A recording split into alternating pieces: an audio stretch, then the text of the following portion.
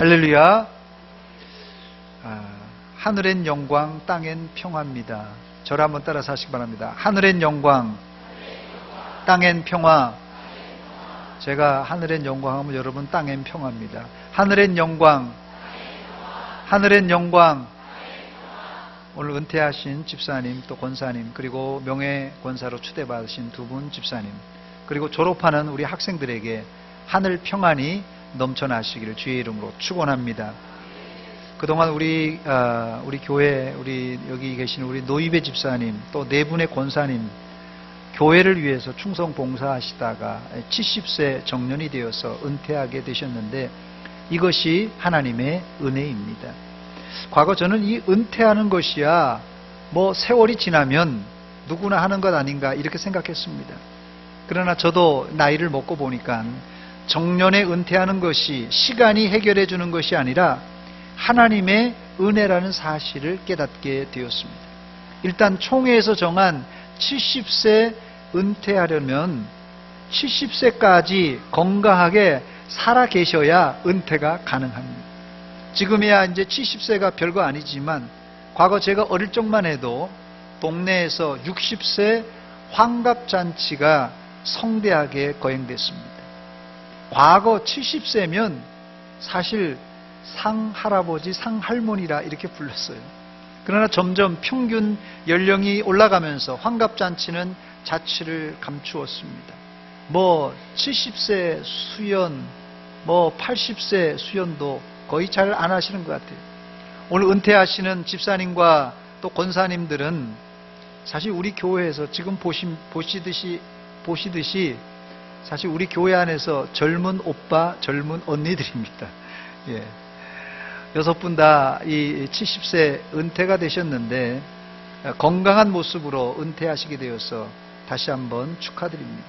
또 두 분 명예 권사님으로 추대되신 분들은 서리 집사 임직 후 15년간 교회를 잘 섬기셨습니다.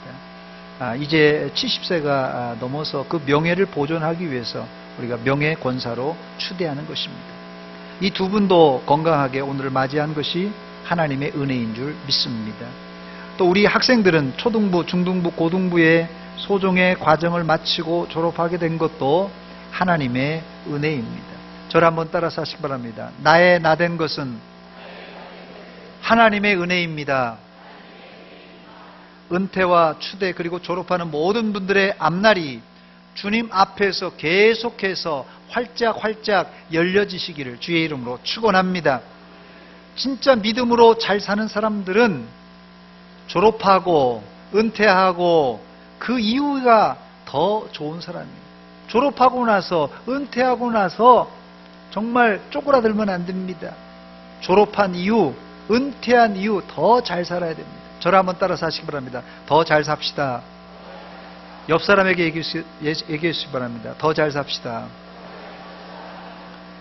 이제 졸업 은퇴 이후에 더 잘 살아야 되고, 여러분들도 2017년도를 잘 살았지만 2018년도는 더 잘 사시기를 바랍니다. 오늘 본문은 예수님이 출생하시던 날 밤에 이 베들레헴 들판에 천사가 나타났어요. 환한 빛과 함께 목자들이 잠을 자고 있는데 환한 빛과 함께 천사들이 악기를 연주하면서 큰 노래를 불렀던 바로 이 찬송가 가사가 제가 오늘 읽어드린 본문입니다. 그건 뭡니까? 지극히 높은 곳에서는 하나님께 영광이요, 땅에서는 하나님이 기뻐하신 사람들 중에 평화로다 하면서 찬송을 부르는 거예요. 이 찬송 가사 중에 저는 두 개의 단어가 눈에 띄는데 어떤 단어겠습니까? 예? 다시 제가 읽어드립니다. 어떤 단어가 눈에 띄었는가? 두 단어를 찾아보세요. 지극히 높은 곳에서는 하나님께 영광이요, 땅에서는 하나님이 기뻐하신 사람들 중에 평화로다. 어떤 단어죠? 영광과 평화. 예수님이 출생하셨을 때 단어들이 한두 개입니까? 말이 한두 개예요. 그런데 허구한 단어들 중에 왜 영광과 평화라는 단어를 넣어서 천사들이 찬송을 한 것입니까?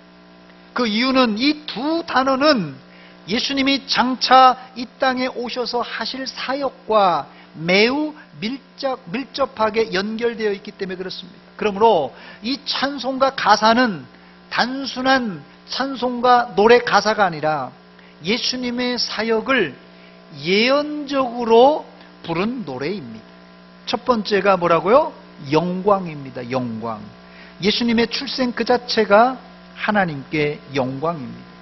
과거 사무엘 시대에 엘리 제사장과 두 아들 홈니와 비느하스가 이제 제사장 역할을 감당하고 있을 때 이 홈니와 비느하스, 제사장의 아들이요 제사장인 이 사람들이 범죄했어요. 그리고 회개하지 않는 거예요. 그리고는 블레셋과 전쟁이 일어나서 법궤를 메고 제사장이니까 전쟁터에 나갔습니다. 그런데 두 아들 홈니와 비느하스는 한날 한시에 전쟁터에서 사망하고 말았습니다. 이런 상황을 성경은 하나님의 영광이 떠난, 그 법궤는 블레셋 사람들에게 뺏기고 말았어요. 이 상황을 성경은 하나님의 영광이 떠난 이가봇이라 이렇게 불렀습니다. 이가봇. 이건 하나님의 영광이 떠났다는 뜻입니다. 그러나 블레셋에게 빼앗겼던 하나님의 임재의 상징이었던 법궤를 이제 우여곡절 끝에 다시 되찾게 됩니다. 이스라엘의 벳세메스라는 곳으로 이제 법궤를 돌려받지만 20년 동안이나 법궤는 다윗성에 돌아오지 못합니다. 하나님의 법궤가 20년 만에 마침내 다윗성에 들어올 때 다윗은 너무나 기뻐서 바지가 흘러내리는지도 모르고 춤추며 노래하면서 법궤를 맞이했습니다. 그 춤추며 찬양했던 그 내용을 시편 24편 7절로 10절 이 다윗은 이렇게 시를 지어서 생생하게 묘사했습니다. 문들아 너희 머리를 들지어다. 영원한 문들아 들릴지어다. 영광의 왕이 들어가시리로다. 영광의 왕이 누구시냐? 강하고 능하신 여호와시요 전쟁에 능한 여호와시로다. 문들아 너희 머리를 들지어다. 영원한 문들아 들릴지어다. 영광의 왕이 들어가시리로다. 영광의 왕이 누구시냐? 만군의 여호와께서 곧 영광의 왕이시로다. 셀라. 아멘. 다윗은 하나님을 한 단어로 이 시에서 묘사했는데 영광이라고 묘사했어요. 하나님을 영광의 왕이라고 묘사했습니다. 그리고 찬송했어요. 그러므로 하나님이 임재하는 곳은 영광이 넘쳐나게 되어 있어요. 반대로 하나님의 임재가 떠난 곳은 아까 말한 대로 이가봇, 하나님의 영광이 떠난 상태가 되는 것입니다. 그런 차원에서 예수 그리스도가 오시기 전 이스라엘은 어떤 상태입니까? 하나님의 영광이 떠나버린 이 이가봇의 상황이었어요. 그런데 이제 예수님이 육신의 몸을 입고 이 땅에 탄생하셨기 때문에 이가봇 상태에서 이제 하나님께서 임재하셨기 때문에 그 영광의 상태로 돌아온 것입니다. 그러니 천사들이 불렀던 찬송에 제일 먼저 나오는 키워드가 영광일 수밖에 없는 것입니다. 예수님이 탄생하신 크리스마스에 우리가 모두 기뻐하는 이유는 단지 교회에서도 선물 주고 아빠 엄마가 선물 줘서 기쁜 것이 아니라 바로 영광의 주체가 되시는 하나님의 아들이 이 땅에 임재하시고 오신 날이기 때문에 우리가 기뻐하는 것입니다. 두 번째 단어가 뭐라고 그랬죠? 영광 다음에 평화라고 그랬습니다. 당시 이스라엘은 로마군이 점령한 그런 로마의 식민지였어요. 세계를 제패한 로마 제국은 강력한 군사력을 동원해서 힘으로 전 세계를 평정했습니다. 이 전쟁 없는 평화 시대가 이제 만들어졌는데 이것을 로마의 평화, 이것을 라틴 말로는 팍스 로마나라 이렇게 부릅니다. 팍스 로마나. 이 팍스 로마나라는 뜻이 로마의 평화라는 뜻입니다. 팍스 로마나는 전쟁이 없는 평화 상태를 일컫는 말이지만 성경이 말하는 평화, 평안의 상태는 아닙니다. 성경이 말하는 평화는 힘에 의한 평화가 아니라 하늘의 절대 평화, 평안을 말합니다. 다른 말로는 예수 그리스도가 주시는 평안은 상황과 환경을 뛰어넘는 하늘 평안이라 부릅니다. 이 평안을 우리는 아무 대가 없이 거저 받았습니다. 그러나 예수님은 이 평안을 만들기 위해서 엄청난 대가를 치르셨습니다. 그 대가의 출발은 다름 아닌 하늘 보좌를 버리시고 이 땅에 아기의 몸으로 출생하신 바로 그것이 이제 대가를 치르신 출발입니다. 이것을 신학적인 용어로는 성육신이라고 합니다. 성육신. 영어로는 인카네이션이라 그렇게 부릅니다. 하나님이신 그 성자 예수님께서 인간의 몸을 입으셨다 그래서 화육신, 성육신 이렇게 부릅니다. 인카네이션.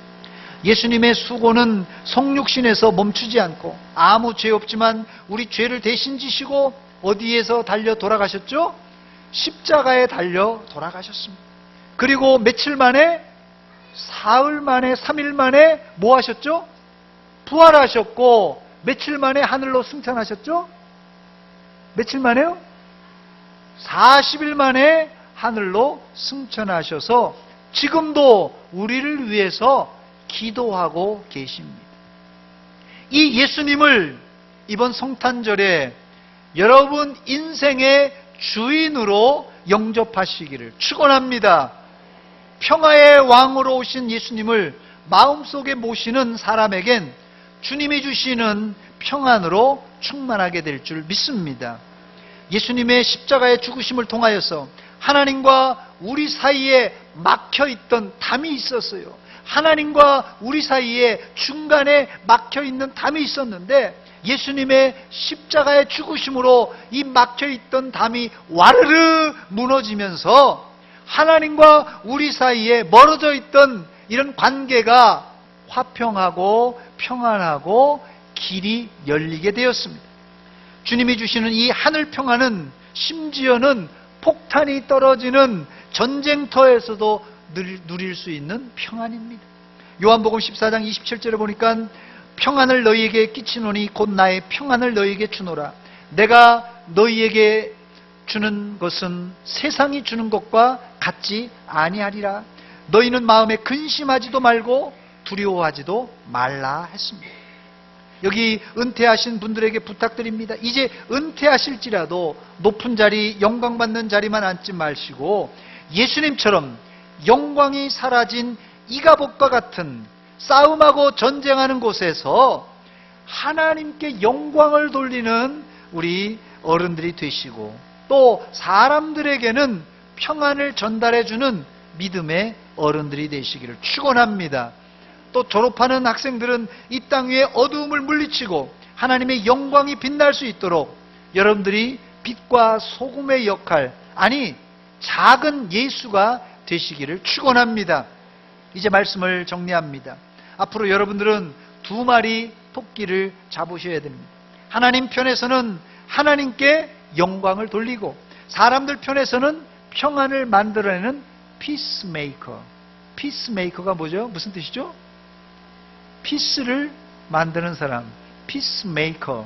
이 평화를 만드는 사람, 싸우는 곳에 피스메이커가 돼서 중재하고 화목하게 하는 책임이 있습니다. 이게 뭐라고요? 이게 바로 예수님께서 이 땅에 오셔서 하셨던 사역입니다. 2가지 뭐라고요?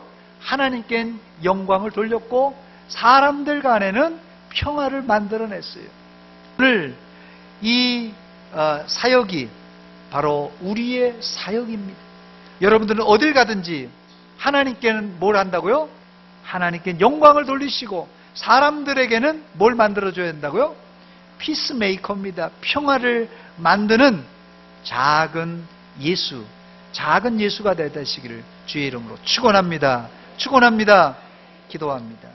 하나님 아버지, 오늘 이 오후 시간에 주님이 오셔서 태어나실 때 불렀던 찬송가 가사, 하늘엔 영광, 땅엔 평화라는 말씀을 살펴보았습니다. 이제는 우리가 작은 예수가 되어서 하나님께 영광, 사람들에게 평화를 만드는 피스메이커가 다 되게 하여 주시옵소서. 예수님의 이름으로 기도하옵나이다. 아멘. 찬송